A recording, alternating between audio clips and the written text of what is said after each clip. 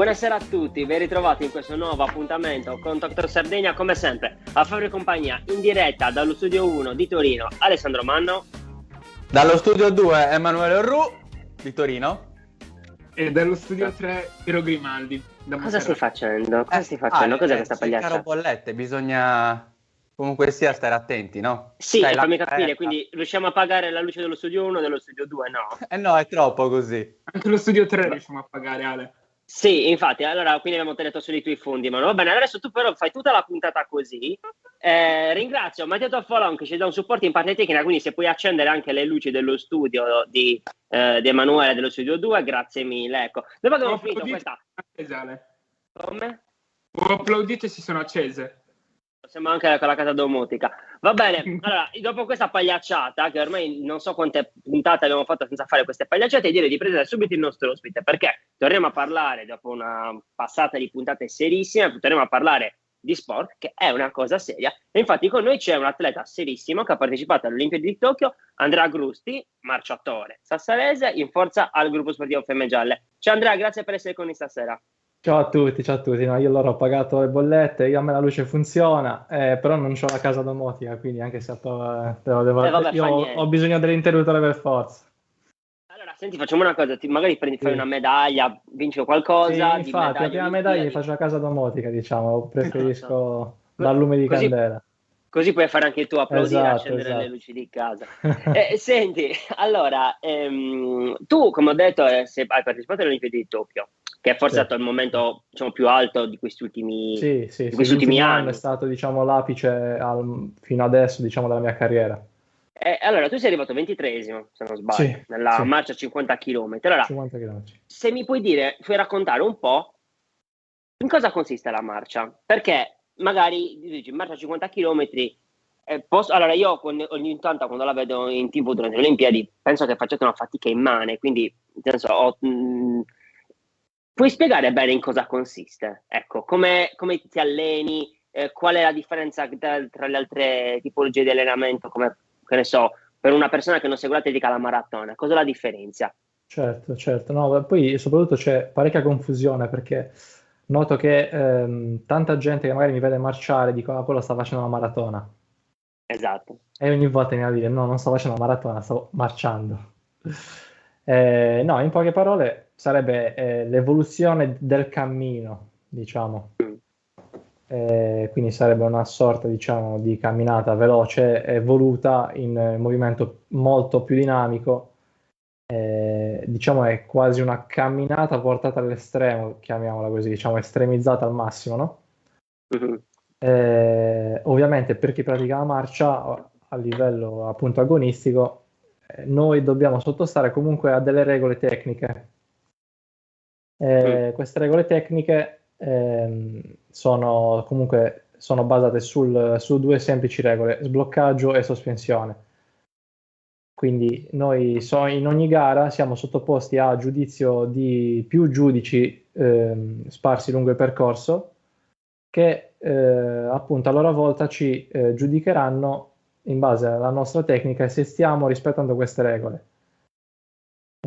Si possono ricevere un massimo di 3 ammonizioni più una, ti dico, più una perché da poco è stata introdotta inizialmente, quando ho iniziato a marciare, c'erano le 3 famose ammonizioni che alla terza ammonizione, una volta conferita la terza, ti veniva data il cartellino rosso, così, un po' come se fosse nel calcio l'espulsione, no? Sì. Quindi venivi squalificato per marcia non corretta, quindi perché appunto non rispettavi le regole dello sbloccaggio e della sospensione. Adesso da pochi anni hanno inserito invece una regola aggiuntiva dove chi prende 3 ammonizioni non viene squalificato direttamente, fa una sorta di non è una sorta, è proprio una pit lane, dove in base alla distanza vengono attribuiti tot minuti di penalizzazione. Ti mettono un po' come i pit stop, Formula 1, se penalità, pit stop e pit lane e poi esci. Quindi nel caso da 50 km sono 5 minuti fermo per poi riuscire. Però poi una volta che tu riesci puoi ricevere al massimo un'altra munizione, quindi una volta che ricevi quella è finita, perché subito dopo ti viene dato il rosso.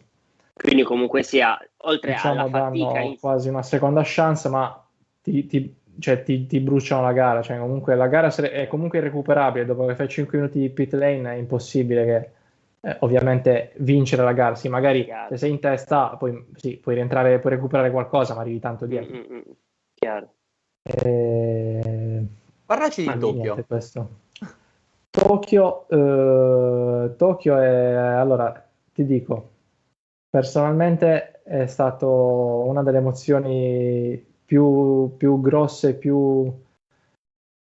guarda, io sinceramente ogni volta che mi viene chiesto non riesco a descrivere l'esatta emozione in cui si prova a essere là, ma è un'emozione così immensa, così travolgente, che è veramente indescrivibile, cioè ti direi dovresti viverlo per provarlo, perché è veramente assurdo. La cosa, diciamo, la penalizzazione che abbiamo un po' avuto è stata un po' col fatto del Covid, che tutto era controllato, quindi noi comunque tutti i giorni tamponi,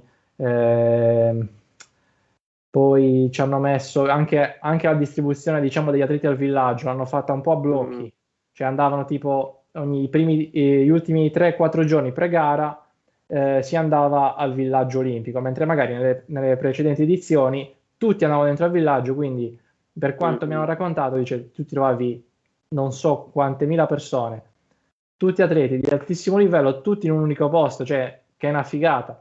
Certo. Non che non lo sia stata, perché comunque io ti posso parlare poi solo del villaggio, perché oltretutto non si poteva neanche uscire, perché noi abbiamo fatto una bolla all'interno. E quindi questo, diciamo, un po' penalizzato anche il fatto ti posso parlare di Tokyo relativamente, perché ti posso dire della gara, sì, del villaggio, ma poi anche se ti voglio parlare del contorno, quello che c'è fuori da quelle 4 mura del villaggio, non te lo so dire. Però vale la pena viverlo veramente, perché è una cosa gigantesca, cioè proprio non ha niente a che vedere con mondiali europei che posso aver fatto prima. Certo. Per quanto riguarda poi la gara, è stata, cioè, a Tokyo sapevamo di incontrare temperature estreme, soprattutto per poi una 50 km che dura 4 ore. Calcola che noi siamo partiti alle 5:30 del mattino, quindi ho puntato la sveglia alle 2 del mattino, quindi puoi immaginare, cioè, mi sono svegliato e ho gli occhi così più o meno. È stato abbastanza un'alzataccia, però adrenalina a bomba, un po' tutto. Però poi marciare gli ultimi 10 km, che ti dico, io sono andato un po' in crisi in realtà, gli ultimi 12 km, dove là oltretutto ho perso anche parecchi minuti e qualche posizione, ma perché il caldo era così forte che veramente Quanto mi stava squagliando la testa. Io non lo so, ma mi ricordo che vedevo calcola, mi ricordo che alla partenza alle 5:30 del mattino il cronista dice ci sono 30 gradi, 96% umidità. Raga, io pensavo che Sassari fosse umido, ma lì, cioè, io non ho mai sentito una cosa del genere. Veramente non ho mai sentito una cosa del genere. Praticamente stavi marciando in doccia. Cioè, stavi marciando in doccia. Dico che la sensazione della pelle è come se non traspira. È come se c'è un kiwi addosso perenne. Cioè, è imbarazzante. Fatto sta che poi alla fine, verso la fine, mi sa c'erano 35-36 gradi, però sempre con umidità al 90%. E mi ricordo solo la sensazione nella testa che mi si stava squagliando qualcosa nella testa, cioè potevo cucinare penso un uovo sopra la testa. Beh, bello, sono belle emozioni tra l'altro queste durante una gara così importante. Piero. Sì, certo, uno dice vado all'Olimpiadi, tranquillo. Devo farti giusto una domanda, proprio parlando di emozioni. Rispetto a tutte le altre Olimpiadi, questa è stata anche senza pubblico e i vari atleti erano chiusi in bolle. Secondo te, io ho visto che il pubblico c'era un noto cronista italiano che sta in Giappone, che andava a fare... Marco Togni. Proprio lui, non volevo dirlo. Bravo. Ah, ok. C'era lui come supporter per noi italiani. Volevo chiederti, secondo te, ma in generale tutti gli atleti, un minimo hanno risentito di tutte queste restrizioni, tra cui quella del pubblico? Allora ti dico, personalmente noi il calore del pubblico non mi posso lamentare perché essendo anche una strada pubblica, quella in cui abbiamo svolto la gara, non potevano bloccare totalmente il traffico di persone. Ti dico che c'erano i poliziotti che dicevano alla gente non vi dovete fermare, dovete camminare. Quindi la gente, a vedersi la gara, girava intorno al percorso praticamente. Cioè, marciava con voi.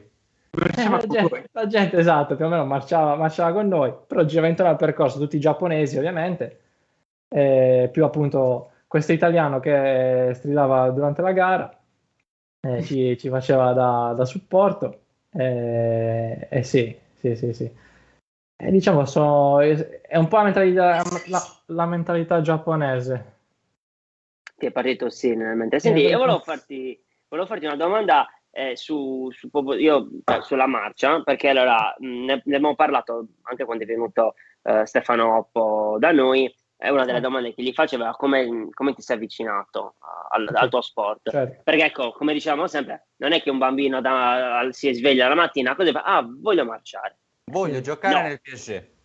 Capisci? C'è bisogno di qualcuno che ti indirizzi. Ecco, per te chi è stato questa persona che ti ha indirizzato e come ti sei avvicinato alla marcia? Ti dico, mi sono avvicinato abbastanza da solo. Mi ricordo che ero alla sede dei Pini a Sassari e avevo iniziato a fare velocità da piccolo, quindi facevo i 50-60 metri, adesso non ricordo con esattezza. Non so, ho visto questo ragazzo che marciava e la chiamavo la paperella, ti dico sinceramente, cioè, non capivo che stesse facendo questo ragazzo. Allo stesso tempo però mi incuriosiva. Ti dico, dopo un annetto forse ho preso coraggio e ho detto, ma sai che voglio provare a marciare così per sfizio, mi devo togliere questa curiosità. Vabbè, provo a marciare. Quindi chiedo a un tecnico lì di Sassari, posso provare pure io? Prova. Ho provato, poi diciamo che proviamo a fare la prima garetta. Vabbè, fai la prima garetta, ammazza, vinci. Vabbè, ok, figo. Per la seconda vinci di parecchio. Ammazza, però inizi anche a fare dei tempini discreti. E quindi così, tu inizi un po' così, inizi un po' a incarellarti così. Poi entro nella fascia dei 14 anni che ci sono i primi campionati italiani. Faccio i campionati italiani, esco prima una volta alla Sardegna, ti confronti con atleti di tutta Italia, arrivo secondo per un pelo. Cavolo. Allora ti gasi di brutto, quindi lì dici voglio fare questo, cioè, poi sei competitivo e vuoi vincere. Chiaro. Quindi non ti basta e spingi. Chiaro, anche perché poi comunque il vantaggio di allenarti anche da solo, diciamo, perché comunque sì, certo, vieni in gruppo, però comunque tu stai dietro col tuo allenatore, immagino che ti segui in bicicletta, penso che la maggior parte delle volte sei così, cioè ti aiuta ancora di più a stare focalizzato su te stesso e a migliorarti anche in questo senso, quindi la competizione cresce anche in quello. Certo, così cresci, diciamo, la competizione sta sia a livello personale che devi migliorare con te stesso sempre, ogni volta, sia ovviamente poi c'hai l'input dell'avversario, che c'è sempre quello magari un po' più forte che tu dici no devo questo lo distruggo adesso. Ma piano piano. Qual è la tua routine? Cioè, come ti alleni, cosa mangi, esci, non esci? Allora, nella vita sociale, se volete fare sport no, vabbè, per quanto mi riguarda, diciamo, la vita sociale non è il top, ma perché adesso togliamo comunque fattore Covid che sicuramente ha tagliato un po' le gambe, cioè nel senso, ti posso dire io sinceramente non vado a rischiarmi di farmi, non so, un ballo in discoteca, perché se mi prendo il Covid questa cosa mi può comunque bloccare 7, 10, 15 giorni, non so quanto mi possa bloccare. Quindi per non rischiare questo e perdere giorni di allenamento, nel dubbio non rischio. Quindi diciamo questa cosa del Covid ha proprio tranciato le gambe, però anche prima sì, magari l'uscitina la fai, però non fai tardi, la mattina ti svegli presto, calcola che preparando a 50 km in preparazione arrivavo a fare dai 25 ai 30 km di media al giorno. in media al giorno. Quindi stiamo parlando di solo attività che marcio dalle 2:30, sì, dalle 2 alle 3 ore solo di attività che marcio, senza includere poi palestra, sessioni di allungamenti, eccetera, eccetera. E invece per il cibo com'è? Sempre pollo e tacchino? Cibo, no, non è pollo e tacchino, è tipo 250 grammi di pasta tutti i giorni a pranzo e a cena. No, vabbè, però carboidrati a bomba, perché certo. di conseguenza facendo così tanti chilometri ne bruci un botto, quindi diciamo dal punto di vista alimentare non mi posso lamentare perché mangio un botto. Capito? Io seguo questa dieta qua.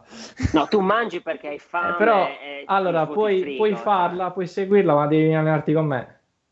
Magari, appunto, sarebbe anche il caso. Se devi allenarti con me puoi mangiarti la pasta che vuoi, calcola. Alle 9 del mattino si è in palestra con me perché Ale preferisce dormire invece. Vabbè, andiamo avanti. Ale, è anche bello dormire, però devo fare prima una battuta, perché sentendo che fai 25 km al giorno mi è subito venuto in mente. C'è la sfortuna di tutte le applicazioni che regalano soldi per quanto cammini. Oh, lo sai che un periodo l'ho fatto. Un periodo l'ho fatto, ma comunque è durato poco. Cioè, comunque devo stare sempre con questo telefono appresso, comunque è scomodo. No, secondo me e ovviamente non dovevi. Non ti è arrivata la notifica? Smetti, per favore. che andiamo in bancarotta, forse l'ho fatto per quello, per tutelare, per salvaguardare quello che ha fatto l'applicazione. Sì, però calcola, arriviamo a fare più o meno su 5.000 km all'anno, più o meno. 2-3 quante volte cambi scarpe? Così per sapere. Quella è un'altra domanda critica, perché non avendo sponsor comunque è una bella botta. Calcola che non arrivo in preparazione piena, non arrivo a fare dai 20 ai 25 giorni un paio di scarpe. Okay, calcola che un paio di scarpe da tennis costa un centinaio di euro a paio, quindi più o meno ogni 20 giorni sono quello, quindi più o meno sono 1.000 e poco più euro all'anno di scarpe, solo di scarpe così che butti. Comunque altro che gomme della macchina. Il discorso degli sponsor alla fine per gli sport che vengono considerati minori tra molte virgolette è un discorso che abbiamo anche affrontato con altri. È brutta come cosa, comunque sia voi portate in alto la bandiera, tu puoi immaginare che quest'anno abbiamo fatto quello dovrebbe bastare poi. 2 medaglie d'oro, abbiamo fatto 2 medaglie d'oro appunto nella marcia, che sono oltretutto anche i miei compagni di allenamento entrambi. E comunque vedo la differenza tra una medaglia d'oro ovviamente nella velocità e una medaglia d'oro nella marcia, c'è una differenza non netta, nettissima, assurda, che proprio anche non c'è paragone. Pensi che sia anche per un motivo di fruizione? Cioè, nel senso, banalmente vedere una gara dei 100 metri dura 9 secondi. Esatto, voi siete 5 ore. Pensi anche che sia per quello? Penso comunque a livello mediatico. Calcola che noi adesso la 50 km è stata cancellata dal programma olimpico, quindi io andrò a fare prossimamente la 35. 35, ok. 35, perché non sarà una nuova distanza. Quindi terranno la 20 km e hanno modificato la 50 a 35. Non so se è confermato, se è vero o meno, ma il fatto appunto di cambiare la distanza, ridurla a 35, si era parlato anche di un fattore appunto mediatico per occupare anche meno spazio appunto in televisione o comunque sì. Quindi niente, è stata una scelta un po' così, diciamo, cambiando drasticamente un po' tutte le caratteristiche, perché ovviamente fare una 35 km e fare una 50, ti posso dire che fare la 50 è come fare 2 volte 35 attaccate, perché gli ultimi 15 km è come se fai una 35 e un'altra 35, perché sono infernali quegli ultimi 15 km. Quindi cambiano completamente le tipologie di gare. Infatti adesso dovremo adattare tutti gli allenamenti appunto per preparare 35 prossimamente. Anche perché non è che siccome tu sei abituato ad andare sulla 50 allora vai sulla 20, allora vinci tutto, cioè non esatto, no, perché sono caratteristiche, è come dire a Jacobs di facci un 400, io corro i 100. Certo. Posso fare il 400, però non ti so dire quanto posso fare. Quindi... Chiaro. Però comunque visibilità ve ne ha portato tanto, cioè le medaglie di Massimo Stene dentro la Palmisano hanno portato molto effettivamente comunque di visibilità, uno sport che magari non lo vedevi raramente. Cioè io ad esempio è capitato di vedere tanti ragazzini che provavano a marciare nelle piste in cui magari andando a correre, mi è capitato di vedere alcuni che provavano subito dopo quell'evento di Tokyo.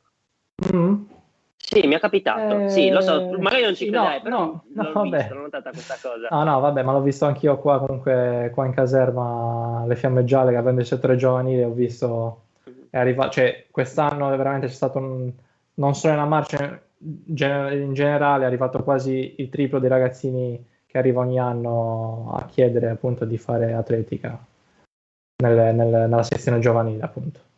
Certo. Quindi sicuramente ha parlato tanto, anche nella marcia a livello di visibilità, di farci conoscere tutto quanto. Secondo me manca ancora tanto, proprio tanto per arrivare a toccare un pubblico importante. Piano piano ci si lavora. Quali sono i tuoi prossimi obiettivi? Allora, i prossimi obiettivi quest'anno noi abbiamo deciso di improntare la stagione sulla 20 km, tornando... Sì. Perché appunto la mia distanza futura sarà 35, però per preparare 35 devo inserire maggior potenza al motore, quindi non mi basta più essere solo resistente, ma devo mettere potenza. Certo. Quindi abbiamo deciso di fare un anno di solo potenza per poi tornare il prossimo anno a rimischiare le mie già qualità di resistenza insieme a quella di potenza che creeremo quest'anno. Quindi diciamo sacrifichiamo tra virgolette un anno dove comunque non mi limito, non mi pongo limiti, quindi comunque quest'anno ci saranno europei e mondiali che ti posso dire punterò a qualificarmi comunque in entrambe le competizioni anche sulla 20 km, nonostante poi ci sia Stano che comunque ha già il posto, poi comunque il livello in Italia è molto buono comunque. Ci sono solo 3 posti, quindi comunque non sarà facile, però il terzo posto me lo voglio giocare, perché no, comunque visto che ci sto, cioè se devo ballare mi metto, ballo.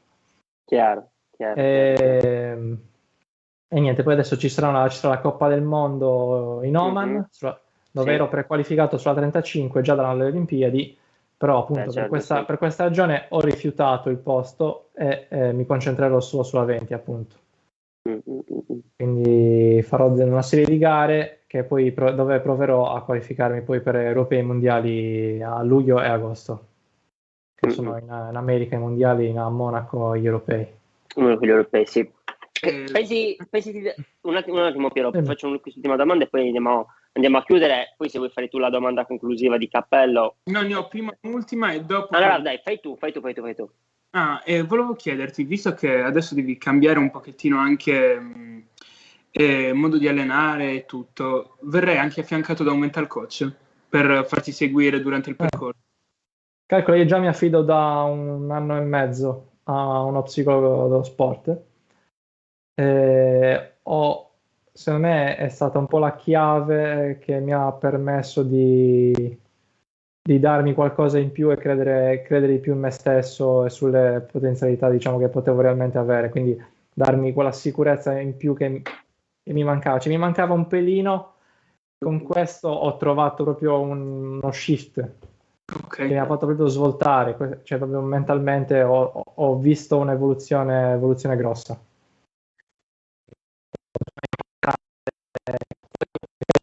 Nel senso, c'è gente che è portata, cioè io vedo il mio compagno di allenamento Massimo Antonella, che ti posso dire sono animali da gara quasi, da chiamare così, ok?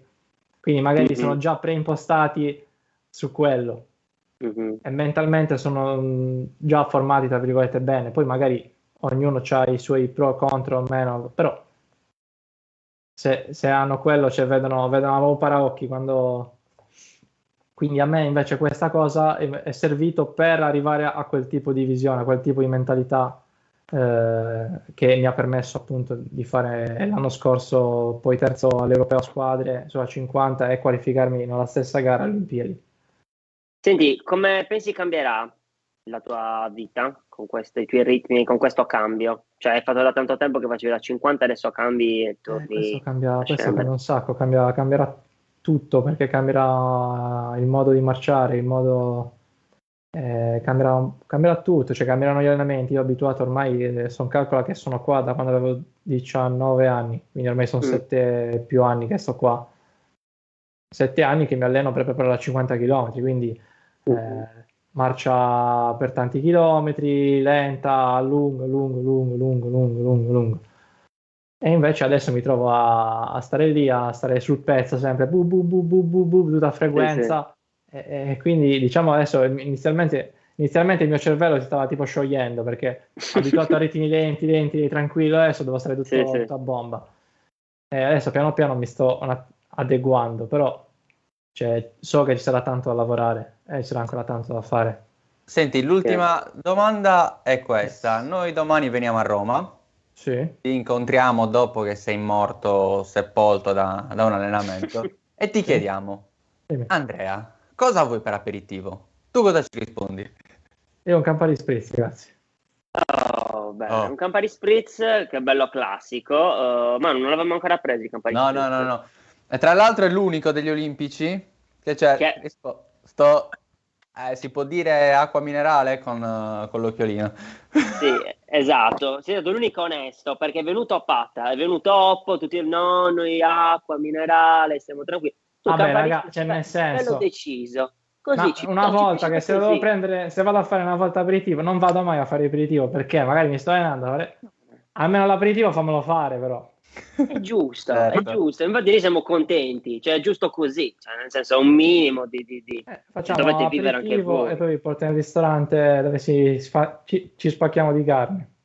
Buono, sì. Molto volentieri.